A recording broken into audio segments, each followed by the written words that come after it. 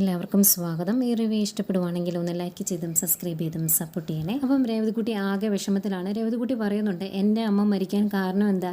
എന്നെയും എൻ്റെ അമ്മയും എൻ്റെ അച്ഛനും ഉപേക്ഷിച്ചത് കൊണ്ടല്ലേ? ആ ഒരു കാരണം കൊണ്ടല്ലേ എൻ്റെ അമ്മ ആത്മഹത്യ ചെയ്തത്? എന്തോ ഒരു സങ്കടം ഉണ്ടായിട്ടായിരിക്കും എൻ്റെ അമ്മ അങ്ങനെ ചെയ്തത്. അതുകൊണ്ടല്ലേ എനിക്കിനി ഒരിക്കലും എൻ്റെ അമ്മയൊന്ന് കാണാൻ പോലും വയ്യാത്ത രീതിയിലായത്. അതുകൊണ്ട് എന്നെ ഉപേക്ഷിച്ച എൻ്റെ അമ്മയെ ഉപേക്ഷിച്ച ആൾക്കാരെ എനിക്ക് കാണണ്ട, അങ്ങോട്ട് പോവുകയും വേണ്ടായിരുന്നു. അങ്ങനെയുള്ള ഒരു ബന്ധവും എനിക്കിനി വേണ്ട എന്നിങ്ങനെ പറയുവാണ്. അന്നേരം ഗ്രേസിയമ്മ പറയുന്നുണ്ട് കേട്ടോ, അവർക്ക് അന്നൊരു തെറ്റ് പറ്റി എന്ന് കരുതി നമ്മൾ അവരോട് ക്ഷമിക്കാതിരിക്കേണ്ട കാര്യമുണ്ടോ എന്നൊക്കെ ചോദിക്കുമ്പം, ഇല്ല, എനിക്ക് ക്ഷമിക്കാൻ സാധിക്കില്ല. എൻ്റെ അമ്മയുടെ മരണത്തിന് കാരണമായ ആരോടും ഞാൻ ക്ഷമിക്കില്ല എന്ന് പറയുവാണ്. അന്നേരം ഗ്രേസിയമ്മ പറയുന്നുണ്ട്, നീ വിഷമിക്കേണ്ട, നിനക്കിഷ്ടമില്ലെങ്കിൽ നീ ഇനി അങ്ങോട്ട് പോകണ്ട കേട്ടോ എന്ന് പറഞ്ഞ് കെട്ടിപ്പിടിച്ച് ആശ്വസിപ്പിക്കുന്നൊക്കെ ഉണ്ട്. പിന്നെ കാണിക്കുന്നത് രാജീവനും ശിവനും കൂടി രാവിലെ എഴുന്നേറ്റ് ഒരു കാപ്പിയൊക്കെ കുടിച്ചിരിക്കുവാണ്. അന്നേരം അങ്ങോട്ടേക്ക് ബബുദ് വരും. എന്നിട്ട് പറയുവാണ്, എനിക്കൊരു കാര്യം പറയാനുണ്ട് എന്ന്. അന്നേരം നീ പറഞ്ഞോ, എന്താണെങ്കിലും പറഞ്ഞോ എന്ന് അവർ പറയുന്നു. അന്നേരം ബബുദ് പറയുവാണ്, എനിക്ക് എൻ്റെ വീട്ടിലോട്ട് തിരിച്ചു പോകണമെന്ന്. അന്നേരം രാജീവൻ ചോദിക്കുന്നുണ്ട്, എന്താ ഇപ്പം പെട്ടെന്ന് ഇങ്ങനെ തോന്നാൻ? എന്തെങ്കിലും ബുദ്ധിമുട്ട് ഇവിടെ ഉള്ളത് കൊണ്ടാണോ എന്ന് ചോദിക്കും.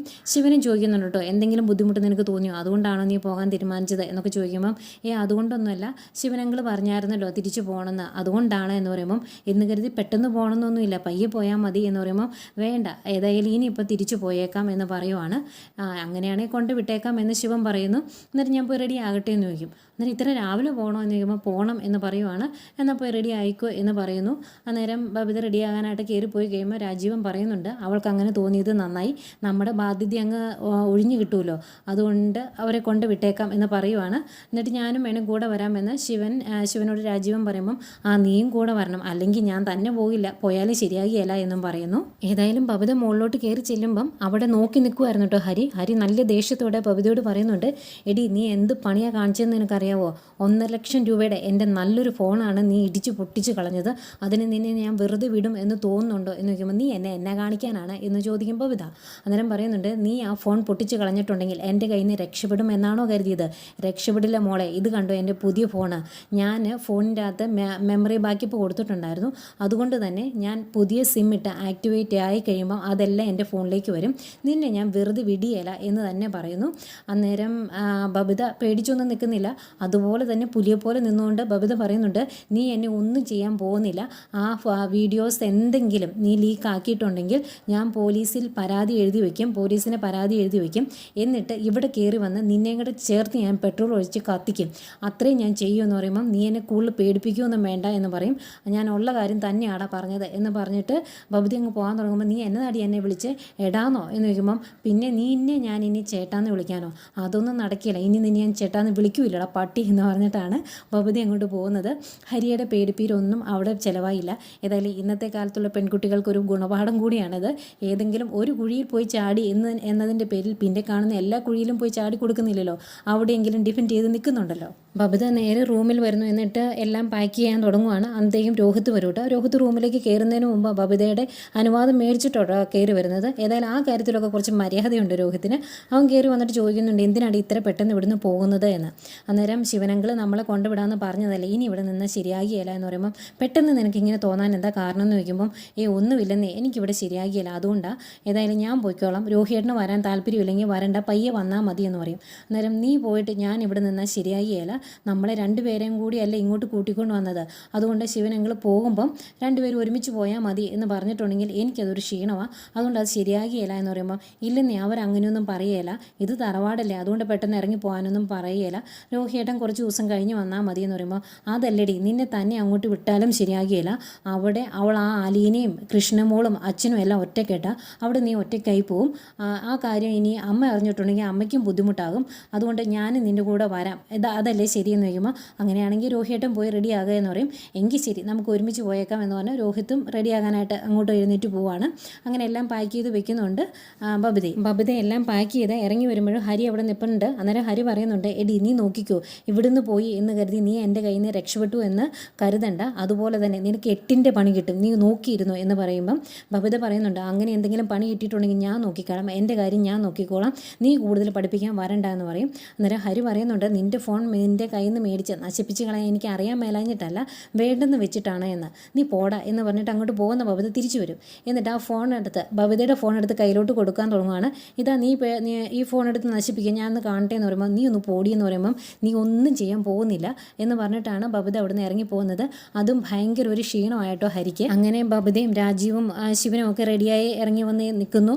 രോഹിത്തിനെ വെയിറ്റ് ചെയ്ത് നിൽക്കുവാണ്. അതുപോലെ കമലയെ വിളിച്ചിട്ട് ഇവർ ഇറങ്ങുവാണ് എന്ന് പറയുമ്പോഴേക്കും കമല അടുക്കളയിൽ നിന്ന് വന്നിട്ട് ചോദിക്കുന്നുണ്ട്, ഇതെന്നെ രാവിലെ പോകുന്നത്, ഞാൻ ബ്രേക്ക്ഫാസ്റ്റ് ഉണ്ടാക്കുന്നേ ഉള്ളൂ, അത് കഴിച്ചിട്ട് പോകാമെന്ന് പറയുമ്പം അത് കഴിച്ചിട്ട് പോകാൻ ഇപ്പോൾ സമയമില്ല. കാരണം ഇവരെ അവിടെ കൊണ്ട് വിട്ടിട്ട് ശിവനും രാജീവനും കൂടെ ഹോസ്പിറ്റലിൽ പോകണം, അത് കഴിഞ്ഞ് ട്രാവൽസിൽ പോകണം, ഇവർക്ക് തിരിച്ചു പോകാനുള്ള ടിക്കറ്റ് ബുക്ക് ചെയ്യണം, പിന്നെ കുറേ പർച്ചേസിങ്, അങ്ങനെ കുറേ കാര്യങ്ങളുണ്ട്, അതുകൊണ്ട് രാവിലെ തന്നെ ഇറങ്ങുവാണ് എന്ന് പറയുന്നു. പിന്നെ കാപ്പി കുടിച്ചിട്ട് പോകാത്തതിൻ്റെ ഒരു ചെറിയ പരിഭവം കമലയ്ക്ക്. എന്നിട്ടും അതിനിടയ്ക്ക് കമല പറയുന്നുണ്ട്, ഇവരെ അവിടെ വെറുതെ കൊണ്ട് വിട്ടാൽ പോരാ, അവിടെ കൊണ്ട് വിട്ടതിന് ശേഷം ബാലേന്ദ്രനോട് 4 വർത്തമാനം പറഞ്ഞിട്ടേ പോരാവുള്ളൂ എന്ന് പറയുമ്പോൾ രാജീവൻ ചോദിക്കും, ആ വർത്തമാനം എന്താണ് എന്നൊന്ന് പറഞ്ഞു തരാവോ എന്ന്. അന്നേരം കമല പറയുവാണ്, അവിടെ ചെന്നിട്ട് അവനോട് പറയണം, അവൻ്റെ മക്കളെ നോക്കേണ്ടത് ഞങ്ങളല്ല അവനാണ് എന്ന് പറയണമെന്ന് പറയും. രാജീവൻ പറയുന്നുണ്ട്, അത് അവൻ നന്നായിട്ട് നോക്കിക്കൊണ്ടിരുന്നതല്ലേ, നോക്കിയല്ലെന്ന് അവൻ പറഞ്ഞിട്ടില്ലല്ലോ എന്ന് പറയുമ്പം കമല പറയുന്നുണ്ട്, അവനോട് എടുത്ത് പറയണം, ആ അലീനെ അവിടുന്ന് അടിച്ചിറക്കി വിട്ടിട്ട് സ്വന്തം ഭാര്യേനെയും മക്കളെ നോക്കാൻ പറയണമെന്ന് പറയുമ്പം രാജീവൻ പറയുന്നുണ്ട്, ഇത്രയും കാലവും ഞങ്ങൾ ഇത് തന്നെയാണ് പറഞ്ഞുകൊണ്ടിരുന്നത്, എന്നിട്ട് നടന്നില്ലല്ലോ, ഇപ്പം ഞങ്ങൾ ഇവരെ അങ്ങോട്ട് കൊണ്ടുവിടുന്നത് എങ്ങനെയെങ്കിലും വൈജയന്തിയും അതുപോലെ ബാലേന്ദ്രനും എല്ലാവരുടെ ഒന്ന് ഒത്തുപോട്ടെ എന്നുള്ള ആഗ്രഹത്തോടു കൂടിയാണ്. ഇനിയും അവിടെ കുത്തിത്തിരിപ്പുണ്ടാക്കിയിട്ട് എന്തെങ്കിലും കാര്യമുണ്ടോ കമലയിടത്തിൽ എന്ന് ചോദിക്കുമ്പം, അല്ലെങ്കിൽ നിങ്ങളെക്കൊണ്ട് വലിയ പ്രയോജനം ഉണ്ടാവുമെന്ന് തോന്നുന്നില്ല എന്ന് പറഞ്ഞിട്ട് ദേഷ്യപ്പെട്ട് കമല അടുക്കളയിലേക്ക് പോയി കഴിയുമ്പോൾ രാജീവൻ ശിവനോട് വന്നിട്ട് പറയുന്നുണ്ട്, നമുക്ക് ആവശ്യത്തിനുള്ള മോട്ടിവേഷൻ രാവിലെ കിട്ടിയില്ലേ, ഇനി നമുക്ക് പോയാലോ എന്ന് ചോദിക്കുകയാണ്. അന്നേരം ശിവൻ ചിരിച്ചുകൊണ്ട് പോകാം എന്ന് പറയുന്നു. അങ്ങനെ അവർ ഇറങ്ങി വരുന്നു, ബാഗൊക്കെ വണ്ടിയിൽ കയറ്റി വെച്ച് അവിടെ നിന്ന് പോരുവാണ്. അവർ പോരുമ്പം വലിയൊരു നഷ്ടം സംഭവിച്ചതുപോലെ വിഷമിച്ച് പുറത്തോട്ട് ഇറങ്ങി വന്ന് നിൽക്കുന്ന ഹരിയും കാണിക്കുന്നുണ്ട്. ഈ സമയം ഇവിടെ കടപ്പാട്ടൂർ നമ്മുടെ ബാലേന്ദ്രനും കൃഷ്ണമോളോടെ ഹോസ്പിറ്റലിലേക്ക് പോകാൻ തുടങ്ങുവാണ്. അന്നേരം ഒരുപാട് താമസിക്കുമോ എന്നൊക്കെ ചോദിക്കുമ്പോൾ കൃഷ്ണമോൾ പറയുന്നുണ്ട്, മാക്സിമം ഞാൻ അമ്മയുടെ അടുത്ത് 1/2 മണിക്കൂറേ നിൽക്കുള്ളൂ, അതിൽ കൂടുതൽ ഞാൻ നിന്നിട്ടുണ്ടെങ്കിൽ ഞാൻ അവിടുന്ന് ഇറങ്ങി ഓടേണ്ടി വരും, അത് ചേച്ചിക്ക് അറിയാലോ എന്ന് പറയുന്നു. അപ്പം ബാലേന്ദ്രനും പറയുന്നുണ്ട്, ജസ്റ്റ് ഒന്ന് വിസിറ്റ് ചെയ്യാനുള്ള കാര്യങ്ങൾ ചെയ്യും, ഞങ്ങൾ തിരിച്ചു പോരും എന്ന് പറയുമ്പം തിരിച്ചു വരുമ്പം തൈരൊക്കെ വാങ്ങിച്ചുകൊണ്ട് വരണമെന്നൊക്കെ പറയുന്നുണ്ട് അലീന. അവർ വണ്ടി കയറി പോകുന്നു. അത് കഴിഞ്ഞ് അവരെ യാത്രയാക്കി അകത്തേക്ക് കയറി വരുന്നു അലീന. എന്നിട്ട് ഫുഡൊക്കെ ഉണ്ടാക്കാനുള്ള പച്ചക്കറിയൊക്കെ എടുത്ത് വെച്ചുകൊണ്ടിരിക്കുമ്പോഴാണ് നമ്മുടെ മനു വിളിക്കുന്നത്. മനു വിളിച്ചിട്ട് ചോദിക്കും, നീ വീട്ടിൽ തന്നെ ഉണ്ടോടി എന്ന് ചോദിക്കുമ്പം, പിന്നെ ഞാൻ ഇവിടുന്ന് എങ്ങോട്ട് പോകാനാണ് എന്ന് അലീന തിരിച്ചു ചോദിക്കും. അന്നേരം മനു ചോദിക്കുന്നുണ്ട്, ഇന്നത്തെ പ്രോഗ്രാം എന്താണ് എന്ന്. അന്നേരം ഞാനൊന്ന് ഡയറി എടുത്ത് നോക്കട്ടെ എന്ന് പറഞ്ഞിട്ട് അലീന പറയുവാണ്, ഒരു പാല ഉദ്ഘാടനമുണ്ട്, പിന്നെ ഒരു സർവ്വമത സമ്മേളനമുണ്ട് എന്നൊക്കെ പറഞ്ഞ് കളിയാക്കുവാണ് മനുവിനെ. അന്നേരം മനു പറയുന്നുണ്ട്, പാവമാണല്ലോ എന്ന് ഓർത്തപ്പം ഒരുപാടങ്ങ് കളിയാക്കുന്നോ, ഞാനങ്ങ് വരട്ടെ, നിനക്കേട്ട് ഞാൻ വെച്ചിട്ടുണ്ട് എന്ന് പറയും. അന്നേരം അലീന ചോദിക്കും, ഇങ്ങോട്ട് വരുവാണോ എന്ന്. ഞാൻ അതേ എന്ന് പറയുമ്പം, എന്തെങ്കിലും ഭക്ഷണം കഴിച്ചിട്ട് തന്നെ, ഇവിടെ ഞാൻ ഒന്നും ഉണ്ടാക്കിയിട്ടില്ല, ഉണ്ടാക്കാൻ പോണേ ഉള്ളൂ എന്ന് പറയുമ്പം, അയ്യോ അവിടെ കുറച്ച് പേര് പട്ടിണിയാണ് എന്നുള്ള കാര്യം ഞാൻ ഓർത്തില്ല, ഏതായാലും ഞാൻ അവിടെ വന്നിട്ടുണ്ടെങ്കിൽ നിൻ്റെ അടുത്തുനിന്ന് ഉച്ചയൂണ് കഴിഞ്ഞ് ഞാൻ തിരിച്ചു പോരുള്ളൂ എന്ന് പറയും. അന്നേരം അലീന പറയുന്നുണ്ട്, അങ്ങനെയാണെങ്കിൽ ആ ഫിഷ് മാർക്കറ്റിൽ കയറി കുറച്ച് നല്ല ഫ്രഷ് മീനൂടെ മേടിച്ചുകൊണ്ട് വരാമോ എന്ന് ചോദിക്കും. അന്നേരം മനു ചോദിക്കുന്നുണ്ട്, എടി ഞാൻ നിൻ്റെ കെട്ടിയവനായിട്ടൊന്നും ഇല്ല, ആകാൻ പോകുന്നേ ഉള്ളൂ, അപ്പോഴേ നീ ഇങ്ങനെയാണെങ്കിൽ എന്നെ ശരിക്കും നീ ഊറ്റൂലോ, എൻ്റെ പോക്കറ്റ് കീറിക്കോ എന്നൊക്കെ ചോദിക്കുമ്പോൾ മനുവേട്ട ആവശ്യമില്ലാതെ പറയണ്ട എന്ന് പറയുന്നുണ്ട്. അത് കഴിഞ്ഞ് കളി ചിരിയൊക്കെ കഴിഞ്ഞ് രണ്ടുപേരും നല്ല രസമുണ്ട് ആ സീനൊക്കെ കാണാൻ. അത് കഴിഞ്ഞ് മനു പറയുവാണ്, ഞാനിപ്പം വിളിച്ചത് അങ്ങോട്ടേക്ക് കൊച്ചച്ഛനും അച്ഛനും ഒക്കെ പുറപ്പെട്ടിട്ടുണ്ട്, കൂടെ രോഹിയും ബബിതയുണ്ട്, അവരെ കൊണ്ടുവിടാനാണ് അവരങ്ങോട്ട് വരുന്നത്, രാവിലെ അമ്മ വിളിച്ച് പറഞ്ഞതാണ് എന്ന് പറയുമ്പം അലീന പറയുന്നുണ്ട്, അതേതായാലും നന്നായി, അവർക്ക് 2 പേർക്കും എന്നെ കാണാൻ മേല ഇഷ്ടമല്ല എങ്കിലും എൻ്റെ ഒരു നോട്ടം അവരിൽ ഉണ്ടാവുമല്ലോ, അതുകൊണ്ട് എനിക്ക് സന്തോഷമേ ഉള്ളൂ എന്ന് പറയുന്നു.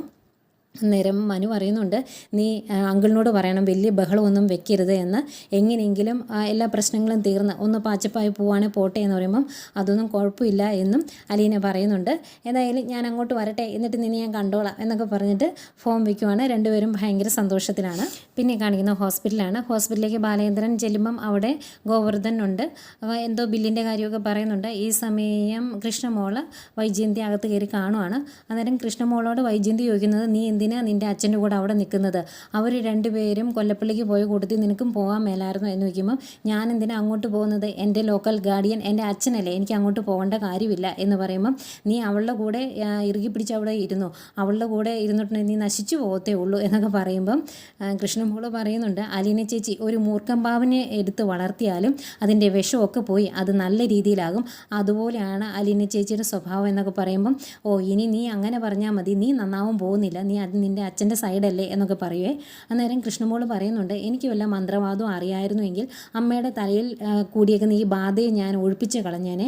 അലീന ചേച്ചിയോടുള്ള ഈ ദേഷ്യവും കുശുമ്പും ഒക്കെ അമ്മയ്ക്ക് ഒരു തെറ്റ് അലീന ചേച്ചിയുടെ കണ്ടുപിടിക്കാൻ പറ്റിയിട്ടുണ്ടോ ഇതുവരെ എന്ന് ചോദിക്കുമ്പം വൈജയന്തി പറയുവാണ്, അവൾ ആ വീട്ടിൽ കയറി താമസിച്ചതാണ് ഏറ്റവും വലിയ തെറ്റ്, അവൾക്ക് ആ വീട്ടിൽ താമസിക്കേണ്ട ഒരു കാര്യവും ഇല്ല എന്നൊക്കെ പറയുവാണ്. അന്നേരം കൃഷ്ണമോള് പറയുന്നുണ്ട്, അമ്മയാണ് എത്ര പറഞ്ഞാലും നന്നാകില്ലാത്തത്, ശരിക്കും ഇനി ഇവിടെ നിന്നാൽ ശരിയാകില്ല, അതുകൊണ്ട് ഞാൻ പോകുവാണ് എന്ന് പറയും. എന്നിട്ട് ചോദിക്കുന്നുണ്ട് അച്ഛനോട് എന്തെങ്കിലും പറയണോ എന്ന്. അന്നേരം അയ്യോ എനിക്കൊന്നും പറയണ്ടായേ എന്ന് പറയുമ്പം ഇനി എന്തെങ്കിലും പറയണമെങ്കിൽ പറഞ്ഞു വിട്ടാൽ മതി, ഞാൻ പോയി അച്ഛനോട് പറഞ്ഞോളാം എന്ന് പറയുമ്പം നീ നിൻ്റെ അച്ഛനോട് പറഞ്ഞാൽ മതി, ഈ തിക്കണ്ണി ഏറിയ മരം അങ്ങ് നശിച്ചു പോകുള്ളൂ എന്ന് പറഞ്ഞേക്കാൻ പറഞ്ഞു. അന്നേരം അതെന്താ അമ്മ അങ്ങനെ പറഞ്ഞു, എനിക്ക് മനസ്സിലായില്ല എന്ന് പറയുമ്പോൾ നീ നിൻ്റെ അച്ഛനോട് പോയി പറഞ്ഞാൽ മതി, അച്ഛന് നന്നായിട്ട് അത് മനസ്സിലാകും എന്ന് പറയുവാണ്. ആയിക്കോട്ടെ എന്ന് പറഞ്ഞ് കൃഷ്ണമോൾ അവിടെ നിന്ന് ഇറങ്ങി പോരുന്നു. വൈജയന്തിക്ക് ഇപ്പോഴും ഒട്ടും അങ്ങ് ദേഷ്യം മാറിയിട്ടില്ല കേട്ടോ. അലീനയോട് കിട്ടിയിട്ടുണ്ടെങ്കിൽ പൊരിച്ച് തീർക്കും, അത്രയും ദേഷ്യത്തോടെയാണ് വൈജയന്തി ഇപ്പോഴും അവിടെ കിടക്കുന്നത്.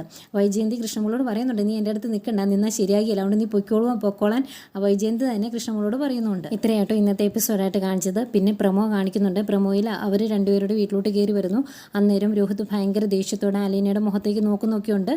അലീനയ്ക്ക് വലിയ പ്രശ്നമില്ല, കാരണം അവർ നന്നാവണം എന്ന് മാത്രമല്ലേ അലീനയ്ക്കുള്ളൂ. പിന്നെ അതുപോലെ രാജീവനും ശിവനോട് പറയുന്നുണ്ട്, ആരുമില്ല എന്നൊന്നും നീ കരുതണ്ട, നീ തിരിച്ചു പോവുകയും വേണ്ട, നിനക്ക് ഉള്ളതൊക്കെ ഞങ്ങൾ തരും, ഞങ്ങൾ സംരക്ഷിക്കും എന്നുള്ള രീതിയിൽ അവർ സംസാരിക്കുന്നുണ്ട്. ഇതെല്ലാം കഴിഞ്ഞ് നല്ലൊരു സീനുണ്ട്.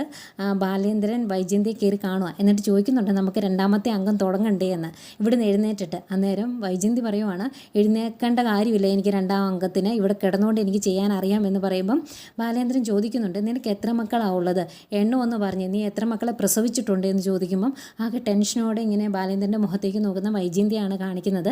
അതിപ്പം അറിഞ്ഞാലും അതിന് വേറെ സൊല്യൂഷൻ കണ്ടുപിടിക്കുകയും ചെയ്യും. അഹങ്കാരം കുറയാനും പോകുന്നില്ല വൈജയന്തിയുടെ മുഖഭാവം കണ്ടിട്ട്. ഏതായാലും ഇതൊക്കെയാണ് ഇന്നത്തെ എപ്പിസോഡിൽ കാണിച്ചത്.